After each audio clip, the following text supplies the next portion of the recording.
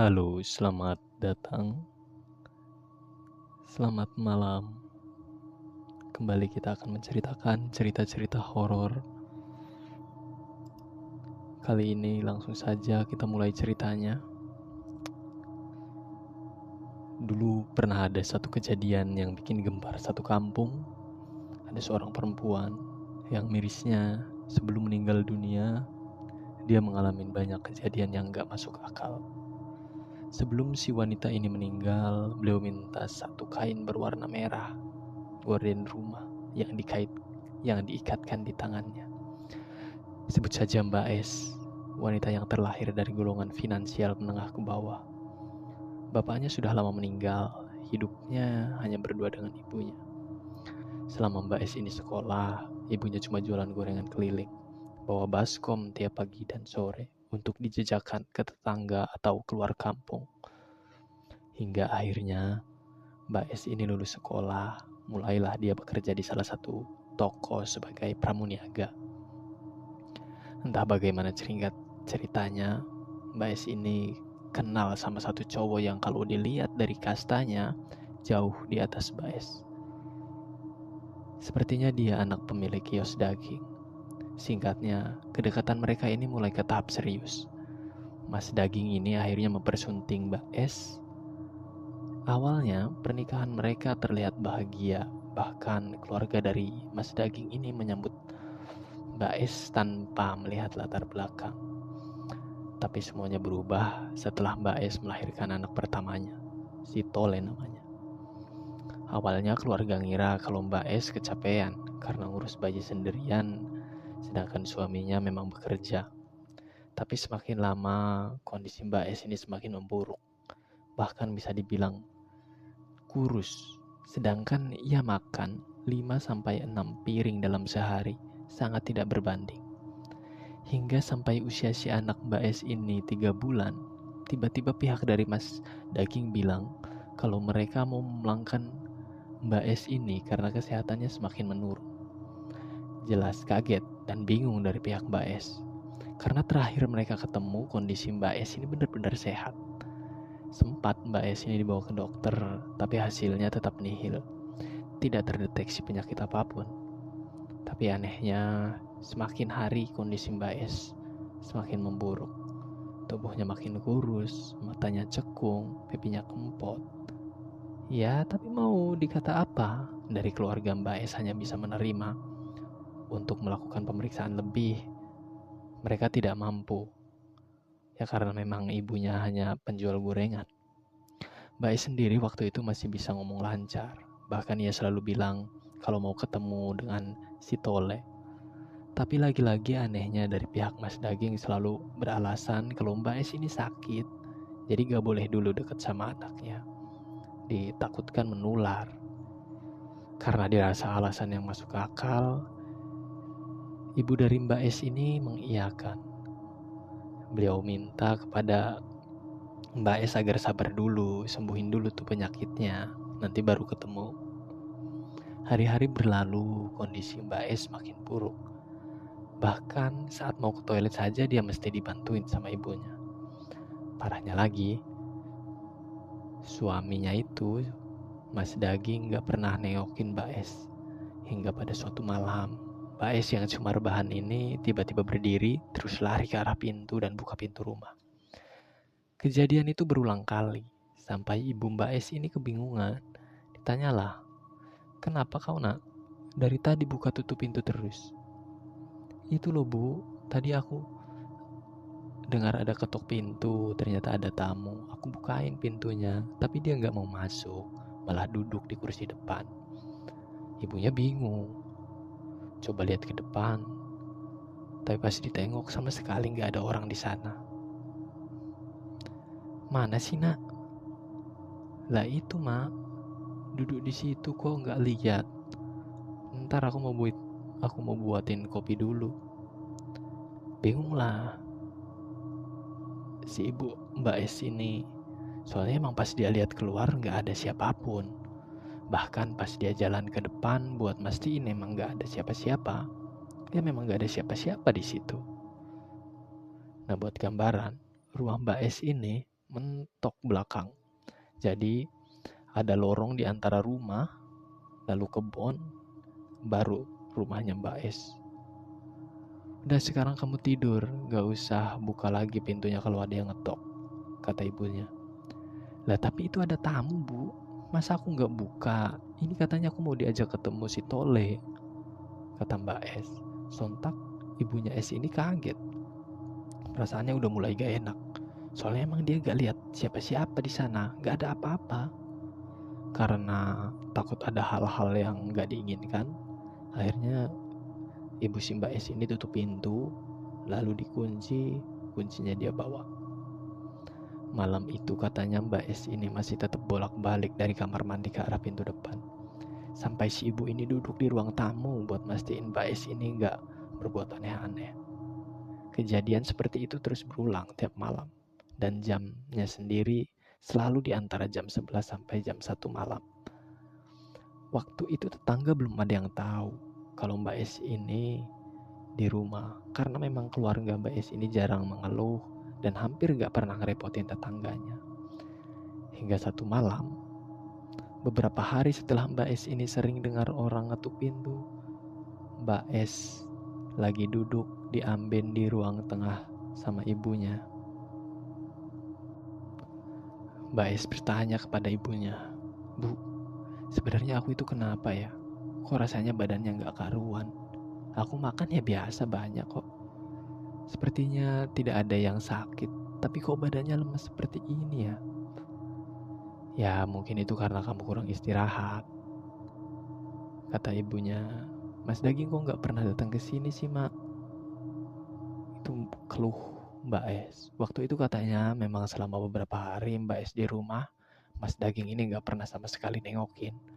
Karena ibu Mbak S ini kasihan, terpaksa bilang bohong. "Mas Daging kemarin datang ke sini sama Tole, tapi kamu tidur." Mbak S pas denger itu katanya marah. Dia benar-benar pengen ketemu sama anaknya. Nah, hari-hari berikutnya, ibu Mbak S ini coba ketemu sama si Daging di kerjaannya buat minta datang bawa Tole ke rumah karena Mbak S benar-benar pengen ketemu. Tapi katanya jawaban dari Mas Daging malah bilang kalau orang tuanya nggak memperbolehkan si Tole dibawa ke rumah Mbak S.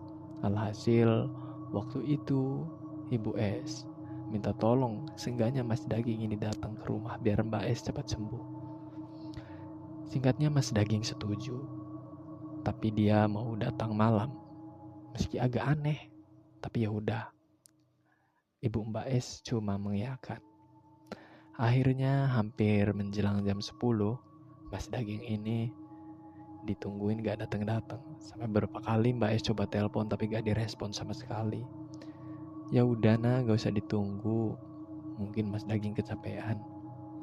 Malam itu Mbak S akhirnya coba buat tidur. Sampai di tengah malam, ibu Mbak S ini kebangun karena dengar suara dari ruang depan. Nah, pas ibu Mbak S ini buka pintu kamar, dia lihat Mbak S lagi duduk di kursi, kepalanya nunduk, sampai separuh rambutnya nutup kepala. "Es, kamu lagi apa?" tanya ibunya. "Diem mak, Tolek rewel, habis nyusu." Penasaran lah si ibu Mbak S. Dia pikir tadi Mas Daging datang bawa Tole ke rumahnya. Tapi pas ibu Mbak S ini mendekat, ternyata Mbak S ini lagi duduk nyamping dengan posisi nimang. Satu payudara dikeluarin dari baju, seakan dia lagi nyusuin anaknya. Tapi yang bikin miris, di tangan Mbak S ini gak ada apa-apa. Kaget si ibu Mbak S ini. Dia coba buat nyadarin Mbak S, siapa tahu anaknya ngelindur, saking kaget, saking kangennya sama Tole.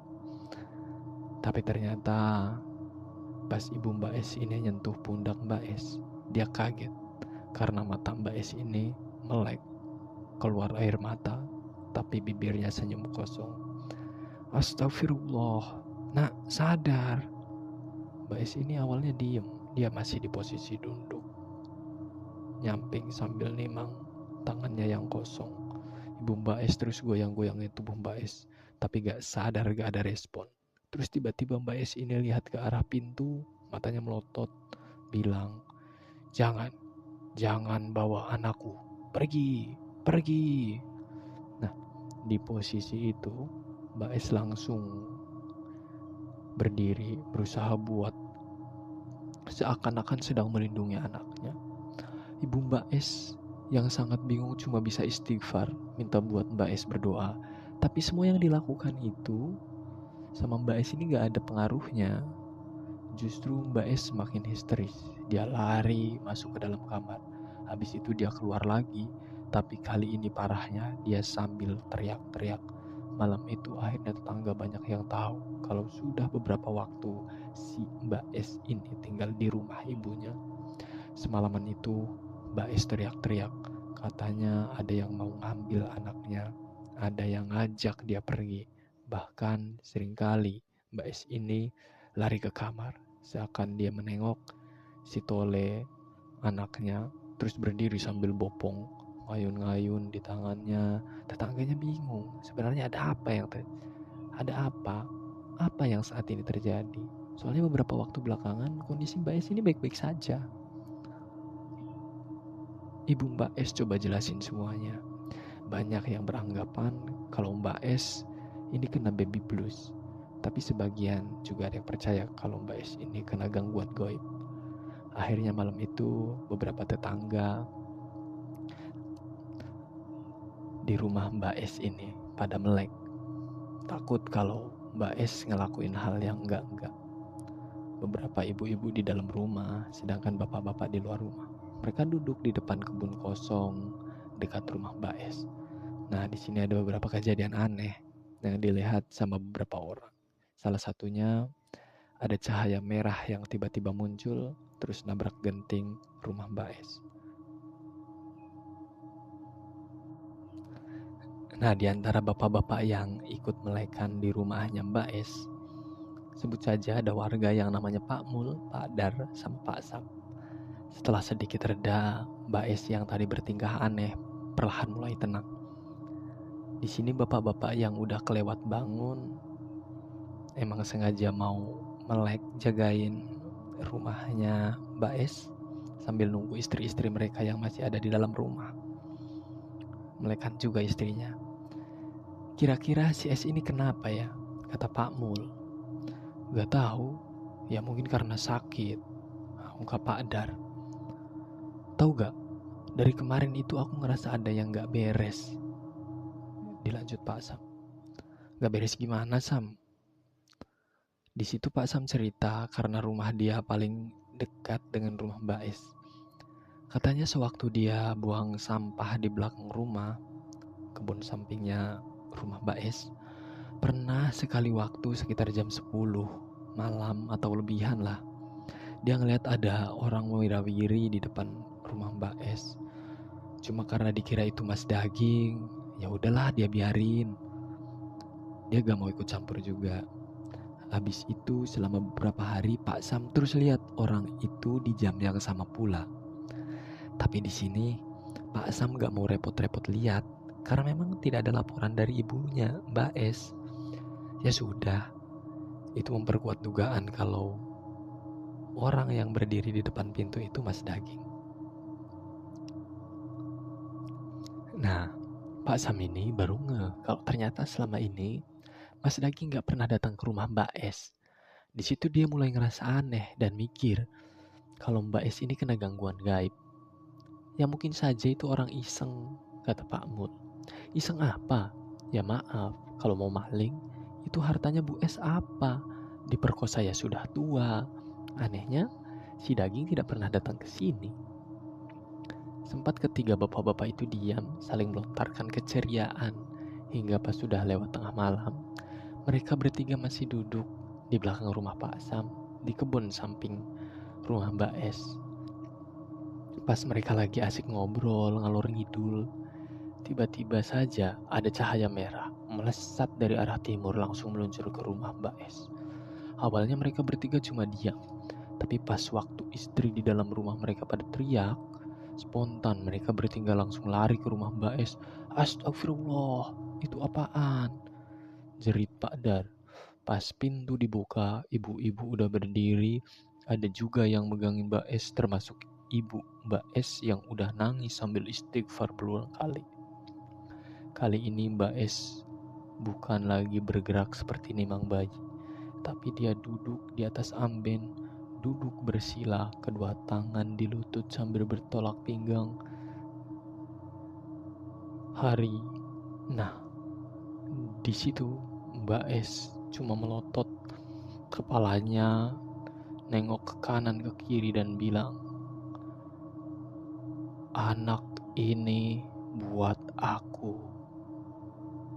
Dengan suara yang sudah mulai berbeda, karena suara Mbak S itu sebenarnya lembut. Nah, ini suaranya sangat berat. Habis itu Mbak S ngamuk. Dia nangis. Dia pokoknya minta buat ketemu sama Tole saat itu juga. Nah, karena suasana makin gak kondusif, Pak Sam langsung lari keluar buat ngabarin Pak RT. Di situ kejadian aneh mulai kelihatan. Ibu S yang ada di dalam rumah itu otomatis ngaji, sedang bapak-bapak jaga kalau ada sesuatu yang membahayakan, karena dinilai Mbak S ini lagi kesurupan. "Tadi itu apa, Mas? Merah-merah tadi," kata Pakmu. "Gak tahu, sekarang doa aja. Udah gak bener ini. Daging di mana, Es?" tanya Pak Dar ke ibunya Mbak S. Di situ ibunya Mbak S cuma diam, geleng-geleng kepala sambil terus nyebut nama Mbak S buat sadar. "Sadar, Es, sadar, Es." Beberapa waktu kemudian Pak RT datang. Nah, pas dia masuk, belum lihat kondisi Mbak S, beliau menyelutuk, "Ini pada main apa? Kok bau mayat? Bau kamper sama minyak serimpi, air yang biasa buat dimandiin buat jenazah itu." Yang di dalam rumah kaget semua karena gak ada yang ngerasa bau kamper. Tapi setelah Pak RT bilang, bener dong, muncul bau mayat yang ternyata dari arahnya Mbak S. Oke, sekian dulu ceritanya. Jangan lupa subscribe, share, dan like. Terima kasih.